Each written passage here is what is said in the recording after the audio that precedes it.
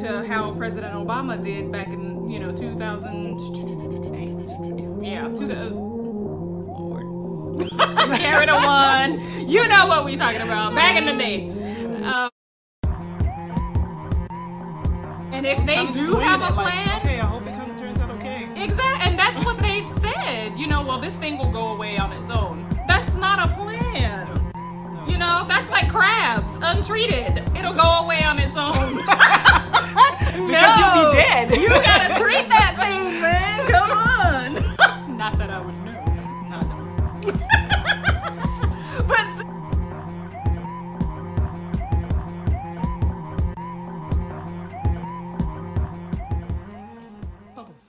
Bubbles. Hi. Welcome to unBasic Black. Hello. Ohio. Oh, that's for morning. Sorry. Okay. I'm May. And I'm Angel. And we are unBasic Black. Tonight's conversation is going to center around the Democratic National Convention, which was held this past week. There were some pretty awesome speeches. And in particular, I was waiting for, I'll confess, I was not able to watch the entire Democratic Convention. I caught a lot of highlights. And then when I heard about who spoke and if they were like, yeah, that was a great speech kind of thing, then I went back and I watched this. So I watched, of course, Michelle Obama, Barack Obama. I watched Kamala Harris's acceptance speech, which was really good. And it was criticized for being criticized from the right about being kind of boring, but she had a lot to say, so they just didn't like what she had to say. That's my story, and I'm sticking to it. And then also, of course, Joe Biden, who was the focus of this whole convention. So I definitely watched his speech, and I will say that he should have led off. He should have led his whole campaign with something like this, because the other stuff that he said, all the other things before had me like, I don't know if he's gonna be a good president or not. He's riding the coattails of Obama, so I don't think he's gonna quite make it. Right. But then when I saw this speech, which did kind of have an Obama-esque feel to it, but still, when I saw that speech and I heard the things that he had to say and his inflections and the way he said things, I said, okay, yeah, I think we're gonna be okay with this guy. Yeah. I definitely like that it had an Obama-esque feel to it, but I think part of that is because he spent so much time with President Obama. It's kind of hard not to have some of that rub off, right? Which is why he's my candidate. Right. Because I feel like, just being around the Obamas, I think it contributed to him being a better person. And he said that himself, that he's a better man because of the time he spent with the Obamas. Right. And also going way back to when it was first announced that Biden was going to be Obama's running mate, I thought that was smart because he had someone older, someone seasoned backing him up, so that it, I don't know, be less threatening. I don't know. Well, I mean, yeah, and I think that's kind of what we see now with Kamala Harris too, is because she's younger and she's also very, very intelligent. So she's got, she's got the perfect formula, like the yin and the yang. Right. Very similar to how President Obama did back in, 2008. Yeah. Lord. Carry the one. You know what we talking about. Back in the day. Right. How he had the yin and yang when he announced his running mate. Right. So I think it's definitely perfect strategy on Biden's part. Right. I'm glad he chose her. Yeah. Because that's kind of what I was holding my breath for, because as we've seen in the past, the wrong running mate can make or break your campaign. Right. Oh yeah. So like we were saying, the perfect not choosing the perfect running mate can make or break your campaign. Right. And one of the examples that we were trying to remember what her name was, sorry lady, was, and I forgot it again. Sarah Palin. Yes, Sarah, Lord, old lady brain. Sarah Palin, governor of Alaska, that did not go well. No. At all. It didn't. And some argue that cost McCain the election. So Yeah, so some of the things that I liked about, well, I jotted down some highlights about his speech, and he spoke about Joe Biden's speech. Mm-hmm. He spoke about he's being the ally. He made some promises, and one of the promises was being an ally of light. So, and that was the thing that I liked about all the speeches, is that they said, this is where we are, but this is where we can be if you do not elect Donald Trump to president And see, I another 4 years. I kind of took the opposite, because I did feel like it was a lot of, like doom and gloom, to the point where if you reelect this man, we're all gonna die horrible deaths at the hands of his private army. Right. Yeah. That's how it felt, but I also saw the hope. Right. Yeah. In them, though. Right. Hope in them. So if we can just get them elected, then hopefully they'll be able to bring us some hope. Right. And Biden talked about how his campaign was to win, like, he went like really deep, like to win the soul of America, kind of thing. And I think that's important, though, because I think after this last 4 years, and, between, climate change, between, the protests, COVID, it has been a rough couple of years. Yeah. And people have completely lost faith in our legal system, the quote unquote justice system, the presidency. And that's the highest office. And people have completely lost faith in that. Right. And that means that they've lost faith in America. Right. And that's a sad thing. Yeah. That's a sad, sad day when people look at their country and question what they believe in. Right. I personally, I kind of, it's almost like embarrassing, kind of like this is our country, and then to find out and to hear about what other nations are saying about us. Right. And it's like, well, and it's going back, like, we're not all bad. Right. And it is hard, because I have a lot of foreign friends, and they like to ask a lot of questions, and a lot of times I have no answer for them, because they're like, well, why?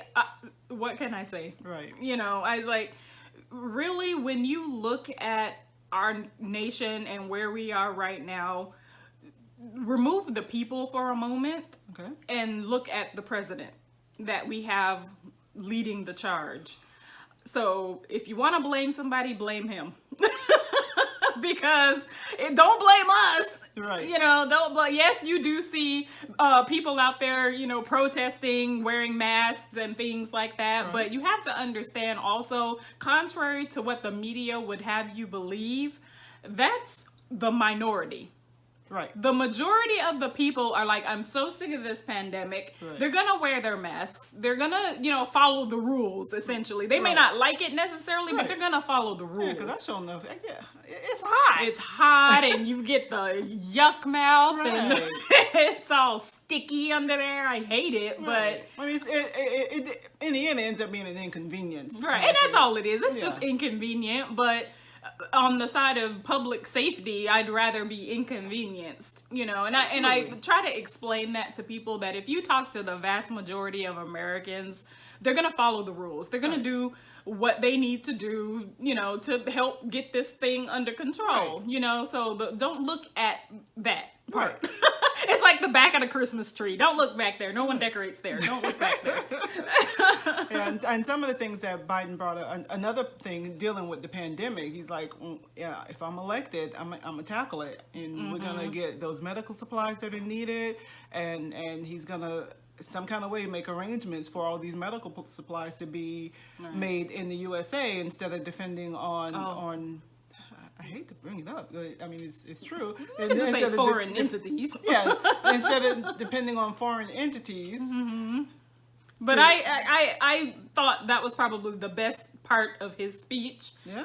Because he had a plan, not just for the mask situation, but across the board. Right. He had a well thought out plan. Right. And what we've been dealing with these past couple of months, there has been no plan. No. And if they do have a plan, okay, I hope it turns out okay. Exactly, and that's what they've said. Well, this thing will go away on its own. That's not a plan.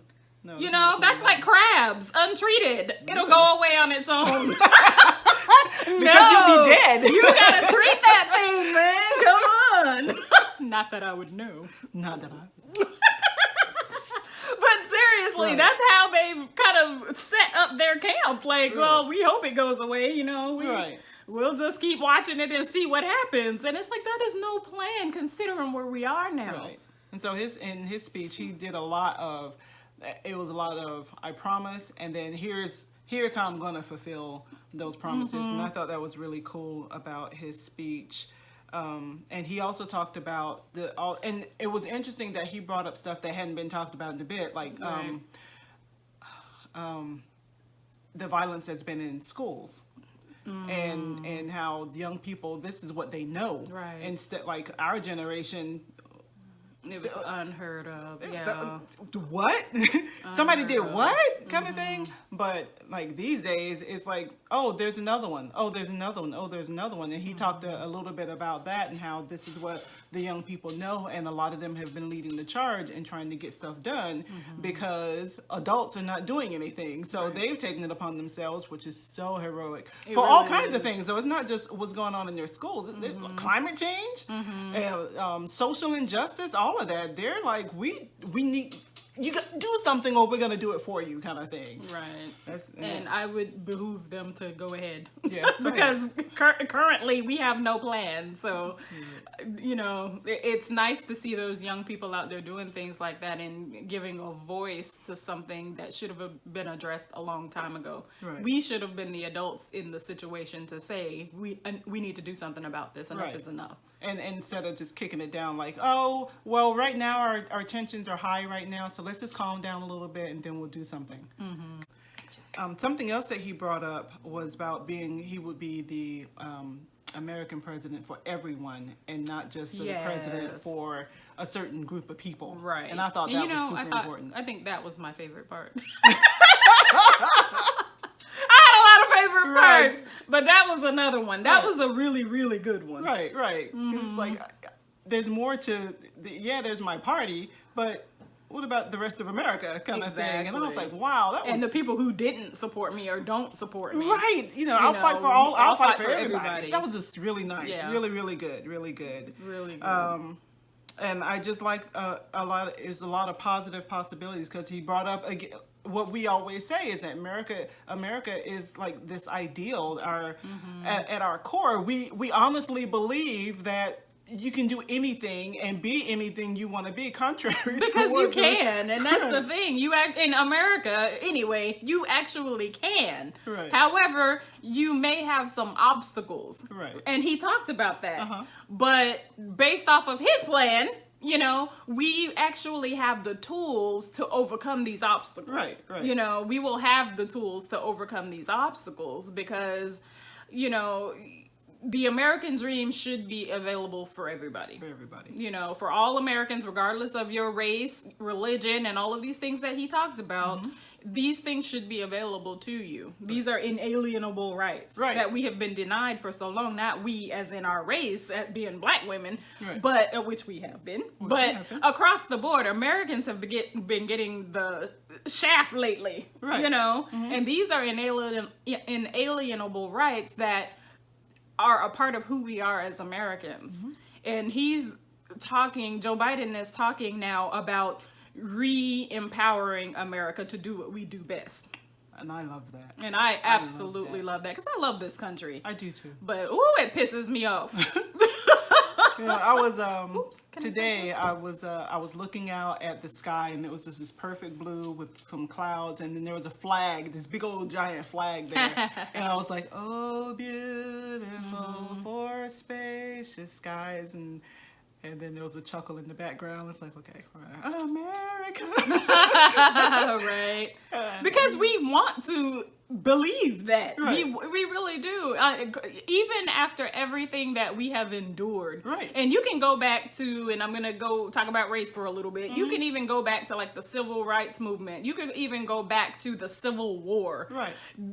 The slaves that were freed, the, people who fought in the civil rights movement, all people wanted a better America, wanted to be a part of this better America. It wasn't like they were like, America sucks, I want my own country, I want to go. No, they wanted to be included. They wanted to be a part of. And if you look at what across the board people have been talking about now for Black Lives Matter and all of this, people are saying the same thing. We want to be included. We're not trying to take over. We're not trying to get special treatment, which I think a lot of people confuse when we say Black Lives Matter. I think they confuse, well, you guys just want special treatment. No, we want equality. Equality means having the ability to get the same thing you get without having to worry about discrimination, without having to worry about not being able to do something or be a part of something just because of the color of your skin.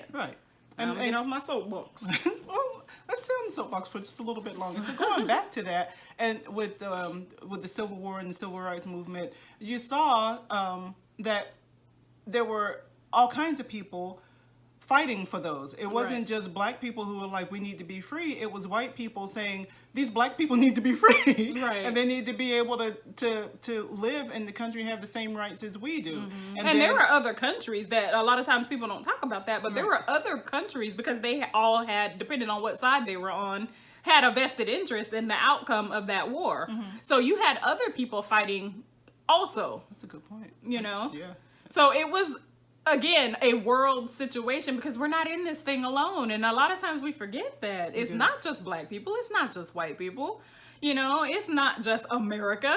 A lot of people have a vested interest in this, which is why once all these, the George Floyd protests started, you saw an outcry and an outpouring of love and support across the entire world because people recognize, I gave myself chills, because people recognize we're not in this fight alone. We are here in the far reaches of the world in this fight with you. Because they know that everybody is affected when one group of people is isolated and made to feel less than. Yeah, so that was pretty much, that was all of that was my takeaway from the speech. It was, and like I said, if he had led with this speech or something similar to this when he first started saying, I'm running for president, I would have been less skeptical of him back then. Because before, like years before, I would call him Uncle Joe because he just had that uncle-like feel. And I was like, yeah, if he ran for president, I think I could support him. And then he started talking and some of the stuff that he was saying, like, what the heck? I don't think so. But then this speech, like, okay, there's that guy. There's that guy. And how he put himself in with like, anyway, yeah. So it's a good speech. I found out that depending on your time zone, you got 70 to 71 days to register to vote and be ready. Yes, and that brings me to Michelle Obama's speech. All right. Yeah. Her speech, and she's just such a phenomenal orator. Yeah. She is just so phenomenal. If you have not read her book, and no, I don't work for Michelle, but if you have not read her book, if you truly want to understand what it's like to be a black woman in America, read her book. Read her book because she put it into words for many generations of black women in this country. Yeah. She was able to put it, all the feelings and emotions and grief and struggle and love. She was able to put that on paper for all of us. Right. So that's my plug for Michelle. But back to her speech.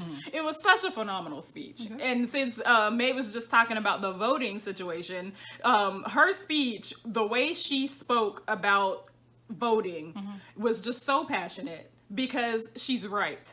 You have to vote like your life depends on it. Right. You really have to vote like your life depends on it because it does. Never mind politics. Right. We're not talking about politics. Even she said she hates politics. I don't really care for them either because they're nasty. But you have to put all of that aside and truly think about who is going to be the best for this country. Right. Now, you may not like either person. Let's Right. just for the sake of argument, you may not like either person, but you only have two candidates to choose from. Not voting should not be an option for you because you have a right to make your voice heard. Look at both candidates and see what will be the best for this country Right. going forward. Who best aligns with you? Yeah. And who's going to get things done. And one has a track record and the other has a track record as well. Right. So compare the two track records. Right. Never mind your politics, compare the two track records. Right. You have an individual who has 8 years of experience in the White House. Right. 8 years of experience in the White House. And has been able to sit side by side with one of the greatest presidents in American history. And in addition to that, he's been serving the public for over 30 years. Been serving, not serving himself, but serving the public for over 30 years. He hasn't always made good decisions, but you know, that's the beauty of humanity. Right. You make mistakes and you move on. Right. But how many more mistakes can we afford in this country? And I can say with a certainty that we will not be better off 4 years from now if you vote for Donald Trump. I'm going to say it just like that because I like to say, well, you can vote for who you want to. No, Right. you can't. You must vote. No. I'm just kidding. You can vote for who you want, Right. but I'm begging you to look at the track records of both really individuals. consider. Really consider. And that would be, in addition to the presidential race, your local elections. Really look at these people who are representing you. Right. And they are. They're representing you. So when you're sitting back, you know, a year from now going, well, why did they do that? That's so dumb. It's because you didn't go out there and vote on it. Right. You didn't go out there and make your voice heard. You didn't go out there to the, you know, the local elections and say, you know, no, I don't think we should have a throughway here. Right. That shouldn't be, you know. Yeah. And when it comes to the presidential election, we're going to be sitting around saying the same thing, you know. A year from now, you want to be able to say you did your part. Right. You did your part. Right. Not that, oh, I kind of wish I'd have voted now. Yeah, right. Yeah, because I would get people who are like, well, that president of yours, like, I didn't vote for him. Right. Right. It was like, I didn't vote for him, so Yeah, that voted, was not my but doing. not for that. Exactly. So I think I cannot stress enough how important this election is. And back to Michelle's speech, we digressed. sorry. But and she said a lot of things, and she spoke not just from a former first lady's perspective, but she spoke from a mother's perspective, from a woman's perspective, from a wife's perspective, you know, and from an American citizen's perspective. And it was just so down to earth, and it was just so her, and it didn't feel like a speech. It felt like she was just talking to us. Right. She's really good at that, too. And I absolutely love that because I was like, hey, Shelly. That's why I got there. Ellen calls her Shelly. Ellen, no disrespect, ma'am. Right. But Ellen calls her Shelly, and it cracks me up every time. It's like, Right. hey, Shelly. But yeah, and it really did. Her speech felt like she was just sitting back talking to some old friends. Right. Saying, this is the state that we're in, and this is how I'm feeling, and how important this is. And I love everyone who spoke. Well, almost everyone. The passion that was. I'm sorry. There's a little gnat thing. I saw it, but I didn't want to freak you out. So It landed on my nose. it did. Yeah, I saw it when it was headed towards you, but I didn't want to be like, it's coming for you, because I thought it was like. I said, oh, it's going right for her nose, and sure enough, it did. Yeah. Am I getting shot? And that was the other thing too, is that I genuinely believe that she genuinely cares, and that Barack Obama genuinely cares. And if you read her book, you'll see that there's a long history of caring, and voting is kind of in her being politically active, and in the way of voting. It's kind of in her blood, because she talked about her dad, how he was one of the people who would part of the Democratic Party who would go and check on folks, see how they're doing, and if they had any concerns that he needed to take back to party headquarters, kind of thing. Wow, right? So and with Joe Biden and him, and part of his speech going to him a little bit, how they just want to do right by America, kind of thing. Right, absolutely. Yeah. So, I mean, we could talk about her all day long, Yeah. but who else do we have? I watched Kamala Harris's speech. Oh, okay. You want to go to her? Okay. I can only go for a little bit because I don't remember a whole lot. I do remember that. I remember the part in particular that stands out right now is predator. Mm-hmm. She mentioned about she knows a predator when she sees one. Yes, that was like boom, boom. Right. I was like, wow, my jaw actually dropped Right. when she said that. I was like, whoa. And she's always been a no nonsense kind of person anyway. Yeah, so. she was definitely no nonsense. And that's actually what I like about her because I really do believe that what you see is what you get. She's not going to pull any punches. Right. You know, some people see that as aggressive, but sometimes you need that aggression, which is why you have the yin and the yang between your president and your vice president. Yeah, like she don't play. Right. He'll play with you, but she'll like Exactly. No. Okay. All right. Okay. Playtime is over. Playtime is over. We need to get serious. Yeah. And her face will change. Yeah. And I actually love that about her, but definitely I loved what she said. But she was one of the only people who mentioned about sexual assault and how unacceptable it was. She didn't say Me Too movement. She didn't say all of these other things. She called it out for what it is, sexual assault, and that is something that's not tolerated. Right. And I love that. I absolutely, because a lot of times people forget that in their platforms. It's Right. like, well, you know, what about all these other issues? Right, right. You know, and which are affecting millions of people around the world. Right. And I think it was very, very good that she mentioned that. Yeah. You know, I was very proud of her for that, for calling that out. Right. Mm-hmm. Yeah.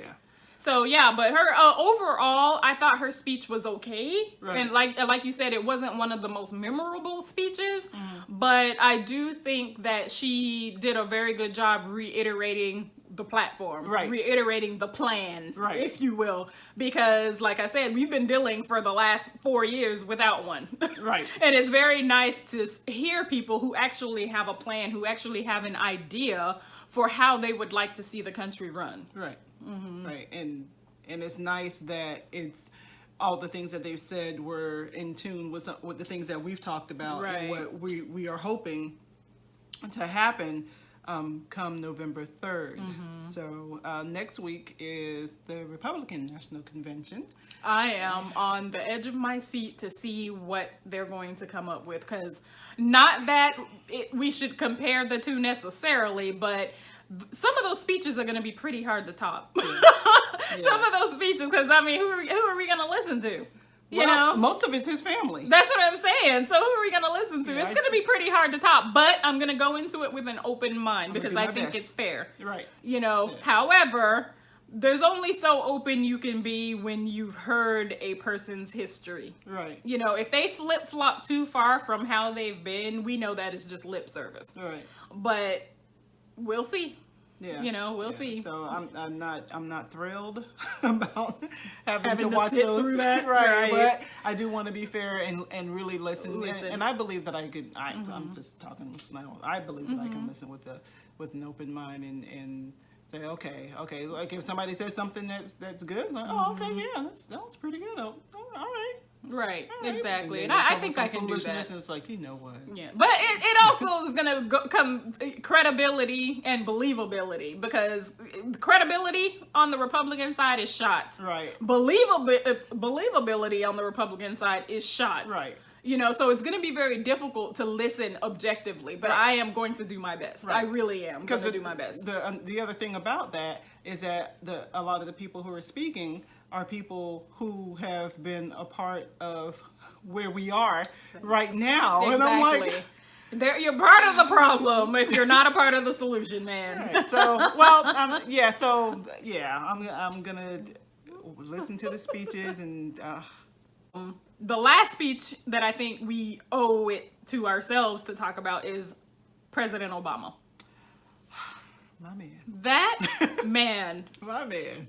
Is probably one of the greatest speakers of all time. Yeah. And that's some high esteem, because I'm kind of pretty, you know, I mean, who am I? But you know what I'm saying. Right, yeah. He makes you listen. Right. Even if you're just walking along and you see him on the screen at the store or something, you stop. What's Obama talking about?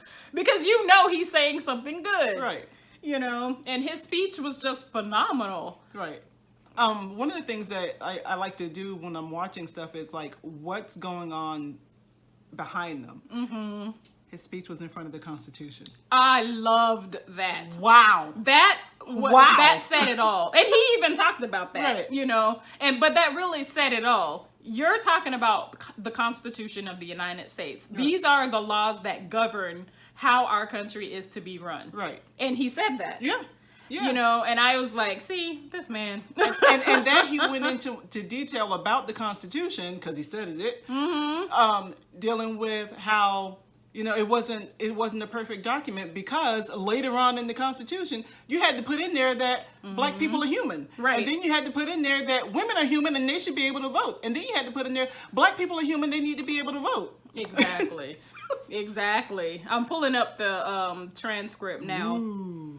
But I love the internet sometimes. I know, so you can really, you know.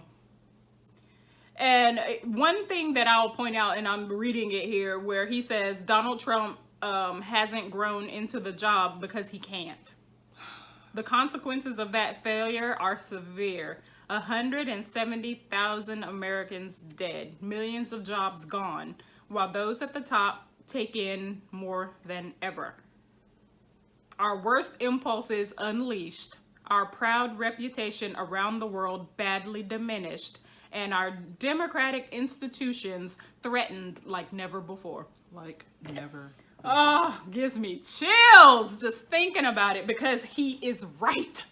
And that's the thing. You can't argue with him, right. Even though they tried. They tried, but yeah, great speech. Yeah. And there's just so many parts that I could pick out, but when he talks about Joe Biden and gives him like his full endorsement, you know, not even the fact that he has more credibility and believability as President Obama, you know, being the man who he is, who we've come to know, but just his words that he used to describe Joe Biden. Yeah, my friend. Yeah. And he's talking, you know, he's talking about his friend, you know, and not only is he talking about his friend, he's talking about all the policies he and his friend laid out. Right. A plan. And that's the thing that got me the most about all of the speeches of the DNC.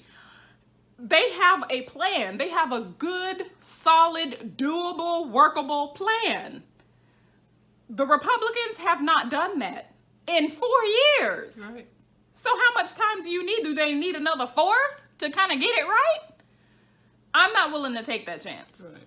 Yeah, no. You know? No, especially with the amount of damage that's been done in the past almost 4 years. So much damage. It's just like, I lose my words because you had 4 years and this is what you did with it? Mm-hmm. I mean, whereas with previous presidents who got to serve second terms, it's like their first 4 years were, okay, I see where, you can say, okay, I see where he's going with this. Mm-hmm. Let's just give him another 4, because they started it. Right. Let's let them finish it kind of thing. But the only thing that's been started in these past 4 years was... chaos. Huh? I said chaos. I didn't mean to cut you off. I didn't mean to cut you off. Because it just sums up everything I was going to say, ends up being one word, chaos. Mm-hmm. That's the only thing that's been done in the past 4 years. So no, I am not willing to do that for another 4 years. Right. No, I don't know. No. No. No. No. No. No means no. Right. No, please. No. Man. But yeah, that speech was just, What we do echoes through generations. You know, and we've said that before. Because it's going to go in history books. Mm-hmm. And people... We have talked about that. How 100 years all of this is going to be in the history books. Are going to look back like, what were you guys thinking? Oh my! What did you do to our democracy, our great nation? You know, and I always think of on the movie Gladiator when he talks about the fall of the republic and how democracy dies, and he said it'll be to the sound of applause. He said when democracy dies, it'll be to the sound of. And with all the grandstanding that has happened over the last 4 years, nothing has been done. But every time you look at the news, you're like, democracy is fading more and more. It's getting dimmer and dimmer and dimmer. And in the back of my subconscious and psyche, all I can hear is,